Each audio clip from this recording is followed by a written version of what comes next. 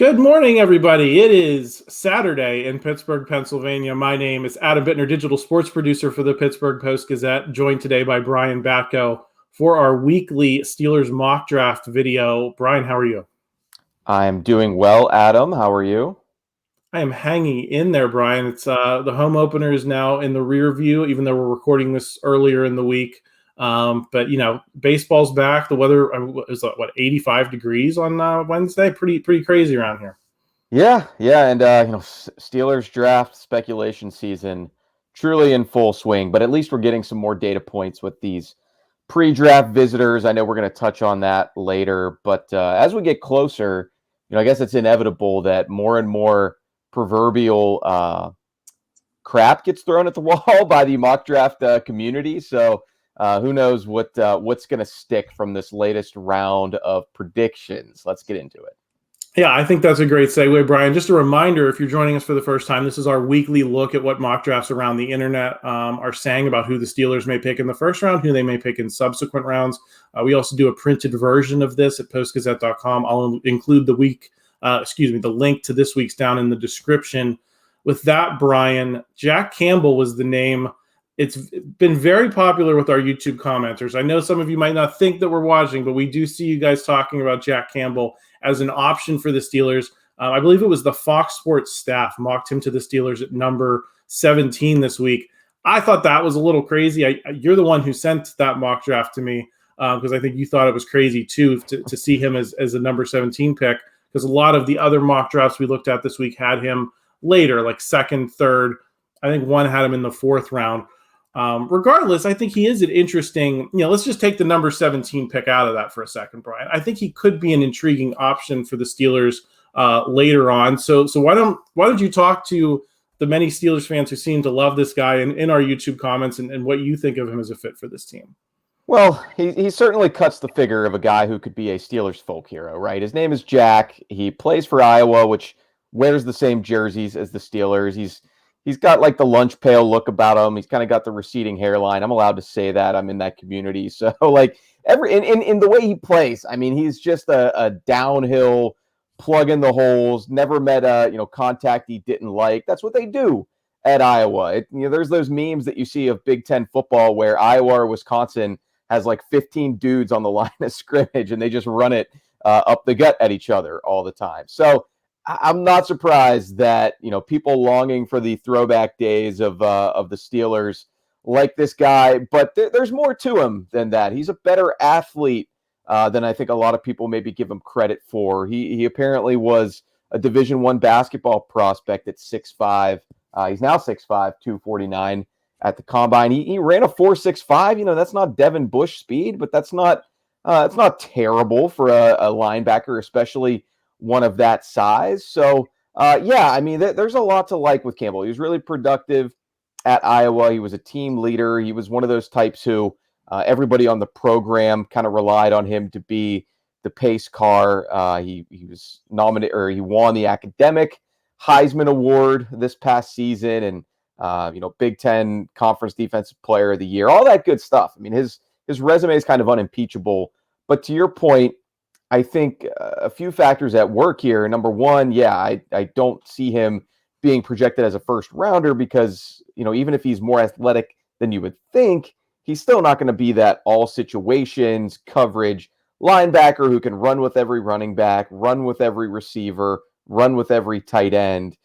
That's just not his game. They didn't ask him to do that in college, and very rare is the linebacker who can do that. Those players do tend to get picked in the first round. Two, we've seen the Steelers address inside linebacker this offseason with similar players. Cole Holcomb, Elandon Roberts, neither one of those guys are really known for their coverage chops as much as they are stopping the run and blitzing occasionally in Roberts' case. So Campbell is bigger than those guys. That could be an interesting piece to add to the mix defensively. But I just think that in this inside linebacker class, the Steelers have taken themselves off that need a little bit with what they've done, and I certainly don't see them going back to that well in the first round so soon after the Devin Bush failure on all fronts, and certainly don't think they would do it for Jack Campbell. Yeah, I think you and I are in agreement there that the first round pick's probably off the table. Maybe even, certainly that 32 pick, which is basically a first round pick. Yeah, I mean, even that seems high. It was R.J. Young was the writer for Fox Sports who put that prediction in there, and regardless of seeing Jack Campbell being tied to this link to the Steelers in these mock drafts, I don't think I've seen him as a first and maybe not even a second rounder really anywhere. I don't even know that he pops up on a lot of analysts' top 50 prospect lists. So that was pretty interesting to see. Yeah, I think once you get to 49, if they really like him, then maybe you can start thinking about it. Certainly with that third, maybe the fourth round pick as you get into day three. But I'll say this, Brian, he's not like a super disruptive guy. He's not going to force a ton of turnovers. He's not going to pile up those tackles for losses or sacks or anything. But I think he had 128 tackles in his senior year, winning the Butkus Award. It seems like he's a guy who can make the ordinary plays. And I think the Steelers defense has had a problem with that in the last handful of years. But, with Devin Bush, with Robert Spillane, those guys, what kind of value do you put on a guy who's maybe not spectacular, like we're saying, but can make the ordinary plays and make the plays that maybe you don't notice as much because when they're being made, it's just kind of, it just goes into the ether. But when they're not, you really notice it. Yeah, like you said, he produces. That's a big reason why he got all the postseason accolades that he did, and he's really been on the draft radar for a couple seasons now. He elected to return to Iowa for his senior year when I think a lot of people thought that he could have come out after last season and been drafted maybe in the first few rounds. So he's a guy who absolutely is going to be able to get off those blocks, I think, and you should be able to at that size. He's the quarterback of the defense type, no doubt about it. I think the Steelers have been lacking that for the most part, but that's also what Cole Holcomb is bringing to the equation here. He was a green dot communication helmet for the Commanders, so that's an area where they've addressed it this offseason. They've tried to improve the inside linebacker position with Mark Robinson being, the only player really left in that room other than a couple practice squad types. I mean, he's a wild card, but at the same time, you want to probably give him a chance to climb the ranks. So if you use a first or second round pick on an inside linebacker this year, you might improve the talent, but you're going to end up making one of those three players probably expendable, either one of the two guys that you signed in free agency this year, or a second year player who seemed to have some promise last year in training camp. Yeah, I think that segues well into this question I had for you, which is, if they did pick Campbell, what would your expectations be in terms of where he would be at the end of next season? Would he be a guy you'd want to be starting? I guess this somewhat depends on where he gets picked. Let's just say, for the sake of argument, they pick him in the third or fourth round. Is he a guy you can imagine starting? So maybe, Roberts, for example, might be expendable. Maybe you can get that cap hit off the books and have a cheaper guy there producing. Yeah, I don't think Roberts is a long-term solution by any means. I think he's yet another sort of stopgap type player in the same vein as an Avery Williamson or Mark Barron, or as it turned out, Joe Schobert and Miles Jack. So I don't think that would be any sort of barrier to entry for a Jack Campbell or any other rookie inside linebacker. But if that's the route that you were going to go down, I don't know that you give Cole Holcomb 3 years, $18 million, because you could have probably found a solution cheaper than that on a rookie deal. But they are stacking this thing where they'll have a lot of options, not just with positions they can attack in the draft, but also what they'll do with those players once they get them into the organization. If it is a Jack Campbell or one of these other players who's going to make that very difficult transition from college inside linebacker to not just the NFL, but playing in the Steelers 3-4 system, where you have some different, different coverage complexities and responsibilities. You wouldn't have to count on them to play a bunch of snaps right away, the same way you did with Devin Bush back in 2019. So that's one plus for sure. You can get a player in here at just about any position where there's a more established veteran guy in front of him on the depth chart, and You can set it up to where if he forces his way onto the field, great, that's a good thing. If he has time to learn, that could be a good thing for his growth as well. So Campbell, I think, is a little bit more instant impact, day one ready than some of the other linebackers projected to go in the same range. But he's got some intrigue, and if it's a third round situation and he's still on the board, I wouldn't hate it if the Steelers considered him there. Well, there you have it, folks. That is your Jack Campbell talk that I feel like you've all been hankering for. Only here at the Post-Gazette Sports YouTube page can you get that kind of response to your interest. So I hope everyone enjoyed that. But Brian, would they want to give him 58 if he ended up here? I mean, would that just be too high of expectations to put on Jack wearing the black and yellow? At least until he gets the blessing from the other Jack. Yes, fair enough. I don't know if we're going to hear from him, but maybe this would be what it takes to get him out of solitude. Yeah, possibly. But Brian, the next thing I wanted to transition into is we tracked a bunch of different mock drafts this week, but the three that we ultimately wrote about, I believe one was from Pro Football Focus, one was from Todd McShay at ESPN. I forget what the other multi-round mock. Oh, it was the Sporting News, Vinny Iyer. Those three did multi-round mocks. And in all three of them, Broderick Jones was the Steelers' first-round pick. And it seems there was a couple others that we didn't write about that he was also the first-round pick. And it seemed like this week kind of had a shift away from the cornerbacks we've been talking about so much. Joey Porter, Devin Witherspoon, Christian Gonzalez. I think Deonte Banks has started to put himself in that conversation. Are you sensing a trending away from the cornerbacks a little bit in recent weeks and maybe a shift more toward offensive tackle as the read that people are getting nationally? I don't know that should be the read on the Steelers. I think it could be more chalked up to corners being pushed up the board a little bit as, draft analysts continue to do their film studies and talk to teams, because I think players like Devon Witherspoon and Christian Gonzalez are really becoming even more popular with the scouting community. I think they're both looked at as extremely good prospects in this class. Maybe even, I don't know if you've gotten a feeling of this too, just scouring the million draft websites on the internet, but it seems like they're separating themselves a little bit from Joey Porter Jr. As draft gurus continue to scout this cornerbacks class. So if that's the case, if those two get pushed up, then ipso facto Joey Porter Jr. could get pushed up, and that could lead to an offensive tackle being pushed down into the Steelers' range. I've never thought that they wouldn't be interested in the big three there, Broderick Jones, Pete Skoronski, or Paris Johnson Jr. I just thought it was more a matter of it's unlikely that any of those three would make it down to 17, but who knows? It's hard to say. I think those three have certainly crystallized a little bit at the top of their position group, and then maybe sometimes you see Darnell Wright working his way into that tier as well. But after that, you get to some more limited players among the offensive line prospects in this draft class. So Broderick Jones is somebody who he can step right in immediately, I think, and compete with Dan Moore Jr. to be the left tackle. He's younger.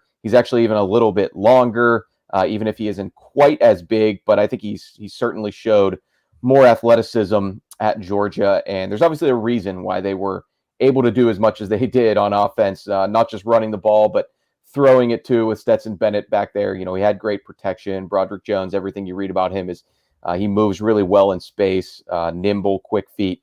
For a guy his size, I think they would have a hard time passing up on somebody like that who projects as someone who could be that franchise left tackle of the future. I don't think they've had many chances in recent years to draft a player such as that, which would make Broderick Jones all the more tempting.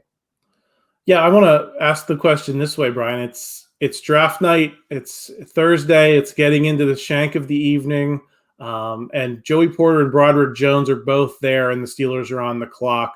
What direction do you see them going if that's the scenario? If both of those guys drop a little bit, given maybe the quarterback's rising up, the priority getting put on some of those other offensive tackles and cornerbacks we were talking about. Let's just say they're there. It's pick 15, and we know one of them is going to be around. If you're a Steelers fan, which direction do you think that they're going to go? I still have a hard time thinking they would turn their back on Joey Porter Jr. I mean, he came in for the pre-draft visit, which I guess that's a formality, if nothing else. He's obviously been around the South Side complex many times with his dad, but I think he not only has that familiar Steelers connection, right, but he's got the upside that you want in your potential. I talked about Broderick Jones as a cornerstone left tackle.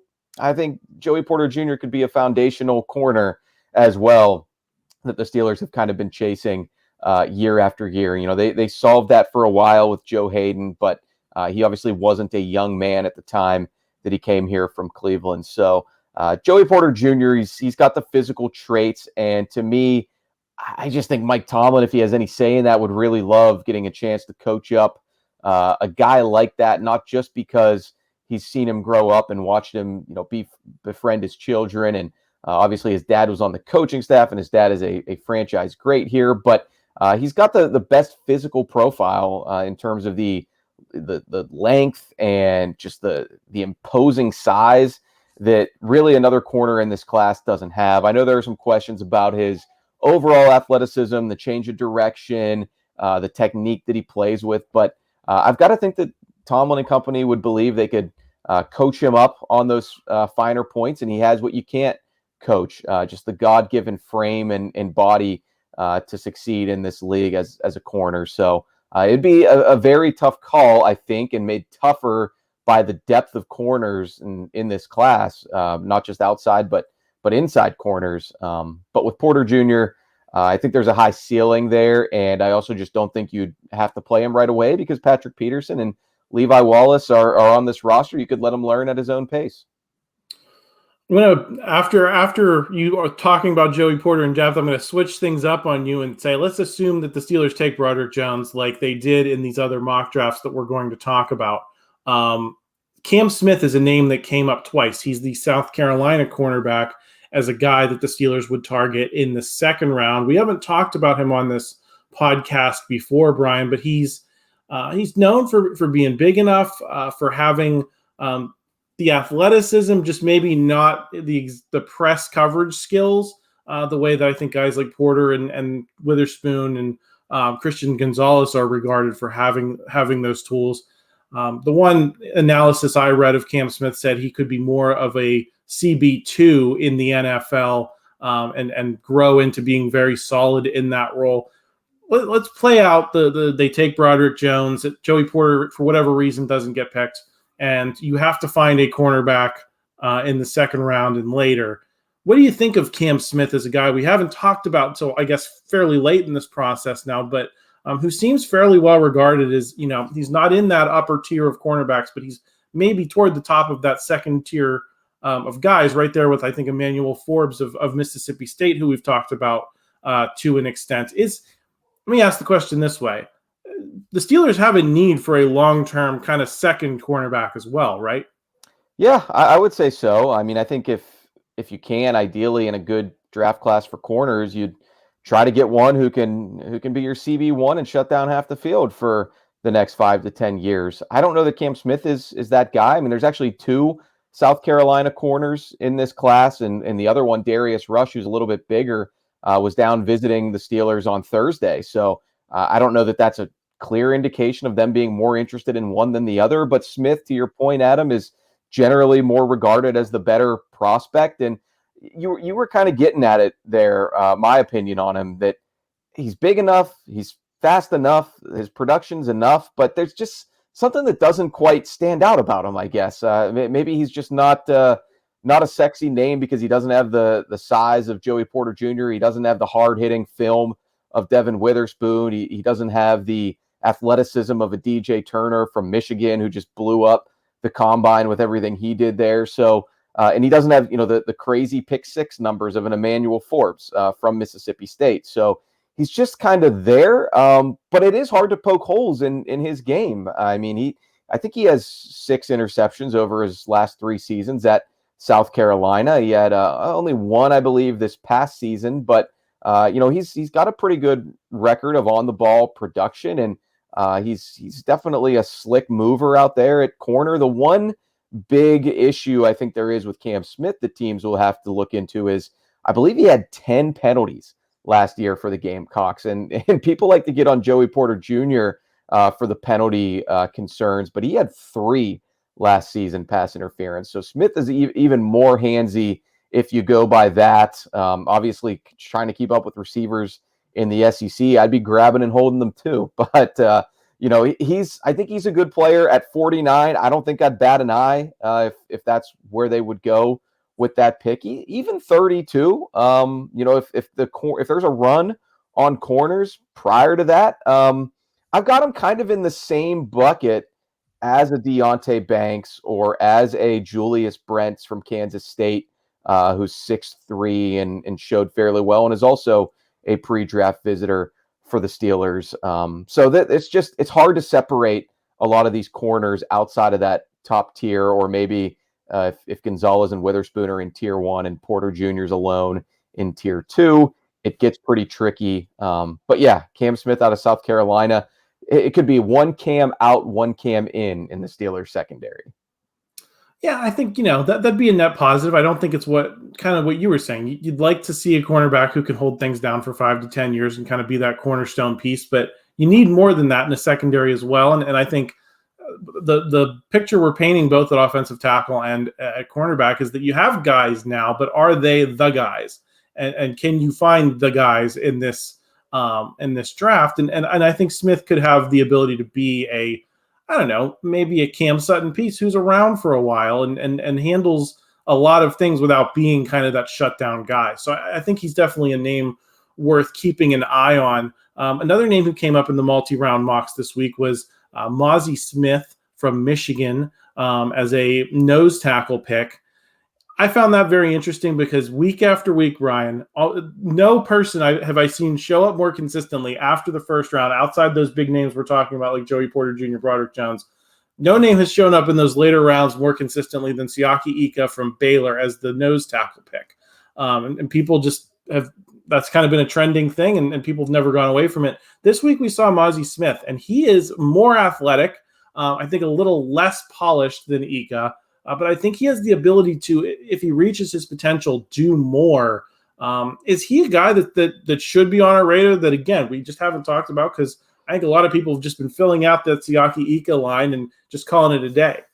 I think he's on the radar because we know how much the Steelers love guys with the measurables and the athletic testing. I'm sure his relative athletic score is very high. As it compares to his position. When Bruce Feldman of The Athletic does his college football freaks list every year, I want to say Mazi Smith was way up there at the top for being able to move the way he does at what he's like 6'3", 330 or something like that. He's a massive human, but and the Steelers love their Michigan guys, right? They've had a lot of players from Jim Harbaugh's program over the years, whether it's Devin Bush or they brought in Chris Wormley from the Ravens. We could go on and on with the guys that they've liked from the Wolverines. But you mentioned the word that worries me the most about Mazi Smith, and it's potential. There's just not much production on his box score at Michigan. Now, maybe you can accuse me of being a box score watcher, and you could tell me his job in that defense was to plug gaps and clog up the middle and be an anchor. Okay, but I'd still like to see a sack. I think he had a half sack last year. I'd still like to see maybe there's just one game of domination against a lesser foe where you get your motor running hot and you wreak havoc against the opposing offensive line. I'm not trying to be unfair to him, but as you stack him up, and I know Ika doesn't have huge numbers either because like Smith, he's a nose tackle. He's your traditional two-gapper who is eating up space in the middle and allowing other guys to make plays. I think the Steelers very much have a need for a powerful interior lineman like that. We'll see if Braden Fehoko can kind of be that more than Montravius Adams and Tyson Alualu after his injury were. But Smith is just, I don't like him as much as some of the other tackles just because I am scared off a little bit by just the lack of output for him in the Big Ten. It just makes me wonder if he's somebody who is going to get overdrafted because of the measurables and the workout numbers as opposed to what he's actually done on the field. Do you like him more or less than Ika? I think that's an interesting question, especially because we saw Ika come in for a pre-draft visit this week. And perhaps Smith will too. I don't know, but yeah, Ika. I think I like Ika more than Smith. I think he's a little bigger. He's pretty nimble too. He's not gonna blow your socks off in an individual workout the way that Mozzie Smith likely would. But I think Ika can be a pretty decent player in the NFL. I just think he has a floor of 3-4 nose tackle. Use him situationally, and in a perfect world, maybe he could also play in some other situations, in some sub packages, and give you a little bit of pass rushing juice. If Smith can do that, it hasn't shown up in the numbers, is kind of my overall point. So you'd be projecting that a little bit, and there's nothing wrong with that. I'm sure Mike Tomlin would say that's why you have coaches, but I think Ika is a little bit more intriguing to me. And one other minor thing, but I do think it's worth mentioning with these prospects is Smith had a little bit of legal trouble last year at Michigan. I believe he was pulled over and cited for I think it was he was carrying a weapon and didn't have a permit for it, a firearm. So I don't think Michigan disciplined him in any way, but it's probably just one of those minor off the field things that if you're an NFL team, you got to do your due diligence on that and ask what's up there and get to know the guy a little bit better. One other name I wanted to talk about with you, Brian, is another who showed up in one of the multi-round mocks we talked about earlier. It's Felix Anudike-Uzomah out of Kansas State. He's the latest edge rusher that. Did you have to pick him, Adam? I mean, Mozzie Smith. We were rolling along well once we I think there are a lot of people who maybe don't know it's pronounced Mozzie, but Felix Anudike-Uzomah. Through the rest of this, should we call him Felix? Should we call him FAU and ride the coattails of the Final Four participants, just Anudike? Or should we just say his whole name? Because it is a pet peeve of mine when people discuss draft prospects and they either ignore trying to pronounce their names correctly or they butcher it over and over. I think if you had me on and you kept calling me Brian Batko or Brian Batko, that would make me a little bit annoyed. So I always try to get it right when we talk about these guys, even if they're not going to ultimately be Steelers in the end. This is a fun aside, but I always remembered when Pat Summerall. Do you remember Chris Fuamatu Ma'afala? Of course, yeah. Pat Summerall would just shorten it to Ma'afala on the carry, and I always thought because it wasn't even a hyphenated last name. It was just excellent. What's the punctuation I'm thinking of? Yeah, I mean Polynesians, they've got a lot of apostrophes and stuff in there. But he was saying he was just picking a random half of the guy's last name and just saying that. I love that. I think in my family, people just called him Foo, right? Wasn't that sort of universally accepted around here in Pittsburgh? He was just Foo to a lot of people. That's what we said. I just remember vividly in my mind Pat Summerall going Ma'afala on the carry. I'm like, I'm not opposed to shortening names. Certainly, that goes into convenience, but at least for proper homage to this man from Kansas State, Felix Anudike-Uzomah. Yes, well, let's talk about him, Brian. He's the latest edge rusher that they've kind of thrown at the wall on us. I think especially with this Bud Dupree talk that he might sign a deal here between now and the draft, it's really increasingly hard for me to see them spending early draft capital on an edge rusher. But let's just say that they're interested in that market. What do you think of this guy in comparison to some of these other names we've discussed in recent weeks? If they're interested in that market for whatever reason, maybe the powers that be are sitting there behind closed doors and talking about how they don't want to extend Alex Highsmith and think they can let him walk and spend that money elsewhere, and they'll redraft the position, and you get one more year out of him and have somebody learn behind him.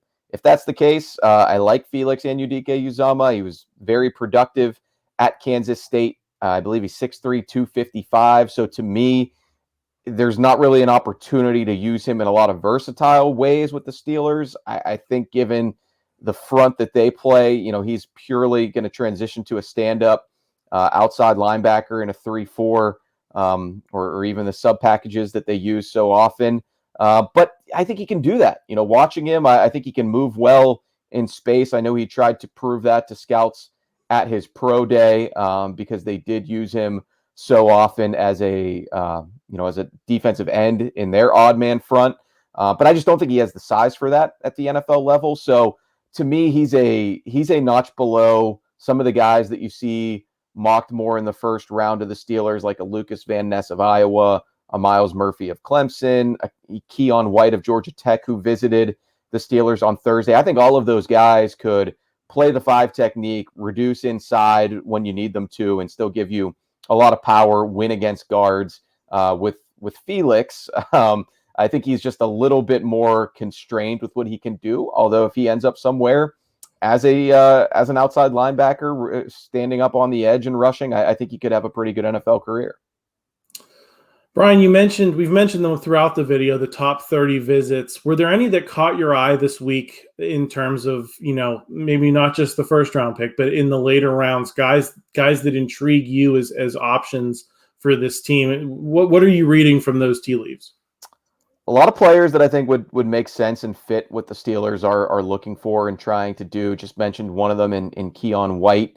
They did not go to the Georgia Tech Pro Day with the top decision makers, and I believe he had his own separate workout because he was recovering from something health-wise that kept him out of the combine drills. But he's a really interesting case. He's a very engaging guy too. If you go and watch any of his like his combine interview that he did, I mean, he's 24, so he should be a little bit more mature and put together. He did 6 years in college. He transitioned from tight end to defensive end at Old Dominion, where he played his first 4 years, I believe, and then he transferred to Georgia Tech and was injured for most of 2021, but put some good tape out there last season as a 6th-year guy, 7.5 sacks, 6'5", 285, is willing to play anywhere from the 3 technique and to building out if he ends up with a 4-3 team. So he moves really well. You'd probably have to try to sit down and decide, do we think he's actually going to be able to sustain this against NFL competition consistently? I think 3 of his sacks came in 1 game against North Carolina last season. But I'm intrigued by Keon White is my bottom line there. Maybe at 32, if you don't draft a defensive lineman, at 17 overall. A couple of the other guys who stood out to me as people who I might be mocking to the Steelers at some point here later in this month would be Siaki Ika, who we touched on, Darius Rush, corner from South Carolina. He could be a good value pick if you ignore that position fairly high up. And then early in the week, Deonte Banks from Maryland. We discussed him at length on the show. 17 would still be a little too high for me for somebody like him. But if he's still on the board at 32, I think you'd have a real decision to make on swinging for the fences a little bit with that Maryland corner. Yeah, I think those are. It's interesting that so many of these guys we've talked about for months at this point are the names that are now coming in and yeah, we should mention too. Christian Gonzalez from Oregon did visit on Thursday. I mean, I think he is. Correct me if I'm wrong, Adam. I think he's probably by far the highest rated prospect consensus wise that they've had come to the facility. He's been the only one who I think I've seen the name and thought, I don't think he's going to make it to the Steelers. They'd probably have to trade up to get him, but. Either way, I suppose you raise your eyebrow at that a little bit. And of course, natural to wonder, are they considering a move up, or do they know something we don't know and think that he might fall to 17 for some reason? Well, I know Chris Carter on the North Shore Drive has been banging that drum a little bit of either trading up or trading back with some of those picks to kind of accrue capital. I think, the past couple of weeks, Chris has said, maybe they should trade back. But I know this week he's put a little more focus on potentially trading up. And I should note one of the mocks that we were talking about with Broderick Jones did have them trading up to 12 to get him. So, I think that's on the radar for a lot of people. Yeah, Chris might just be, he's throwing it out there. He's treading water to get us to April 27th. I salute him for that. Selfishly, I'm anti-trading because I already have where the picks are in my brain, and I don't want to have to recalibrate to a 5th and 6th round pick, or now it's pick 23 and 37. Let's just make it easy on us in the media and keep it where you're at, Steelers. Exactly. That's always the most important part, Brian, is taking care of us, the people who have to write and talk about this. But Brian, thanks for stopping by. It was a great conversation. Just a reminder for anyone before we wrap up here, if you liked this video, please help us out with the YouTube algorithm. Please pop a like on this video, just a little thumbs up at the bottom. Please also subscribe to the channel so you don't miss any of what we're talking about. We mentioned Christopher Carter on the North Shore Drive. He's doing Monday, Wednesday, Friday shows, talking a lot of Steelers in the lead up to the draft. So make sure you're signed up for that. Obviously, we're also talking a little Pirates now that the season is underway. Jason Mackey, Andrew Destin are going to be coming through pretty often on the channel. Please also check out the subscription deal down in the description. $6 for 6 months of access to post-gazette.com. Everything I'm writing, everything Brian's writing, everything all of our Steelers insiders, Ray Fittipaldo, Jerry Dulac, plus our columnists are writing. You're going to want to check that out. That's just $1 a month. That's going to get you pretty much at this point all the way up to training camp. And I was going to say, I mean, we're going to be having a lot of mock drafts over these next few weeks. You want to click them. Everybody clicks every mock draft, right? You just can't resist. Right, exactly. It's just $1. The same names, but in different orders, but you still can't resist. Exactly. It's just $1 to get signed up. Use that link, and we'd love to have you on board for everything we're writing as well as everything we're talking about here on the YouTube channel. Other than that, Brian, all I got to say is Happy Easter, everyone, and take care. Thank you for checking out this content from Post-Gazette Sports. If you liked the video, please like it and subscribe to our YouTube channel. If you enjoyed it on Apple Podcasts, please rate us 5 stars on Apple Podcasts. For 6 months of digital access to post-gazette.com for just $6, click the link down in the description.